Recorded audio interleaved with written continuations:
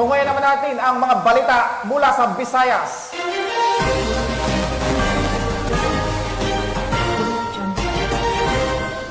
Tinalikuran na ng isang rebelde ang kanyang pagiging miyembro ng Communist Terrorist Group upang magbalik loob sa pamahalaan sa Dao, Capiz, sa hangarin na maging tahimik ang kanyang buhay.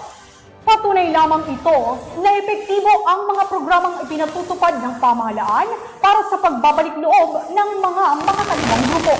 Yan ang report ni Patrolwoman Charmaine Balunsa. Isang taga-suporta ng Communist Terrorist Group o CTG ang kusang sumuko sa 2nd Capiz Provincial Mobile Force Company Headquarters sa Barangay Manhoy, Dao, Capiz noong 12 ng Abril taong kasalukuyan.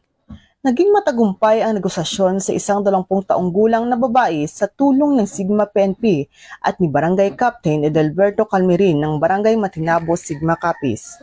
Ang nasabing individual ay nagpahayag ng suporta sa CTG mula 2014.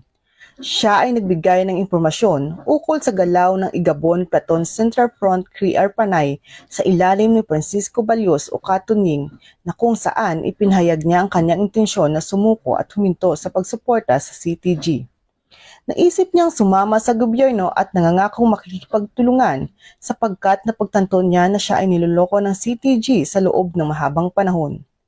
Patuloy ang 2nd Capiz Provincial Mobile Force Company sa kanilang layuning hikayatin ang lahat ng napaniwala ng maling ideolohiya na magbalik loob sa pamahalaan. Mula dito sa Capiz Police Provincial Office, ako ang inyong PNN Correspondent, Patrolwoman Charmaine Balansat, alagad ng batas, tagataguyod ng Balitang Pulis. Maraming salamat sa iyo, Patrolwoman Balunsat.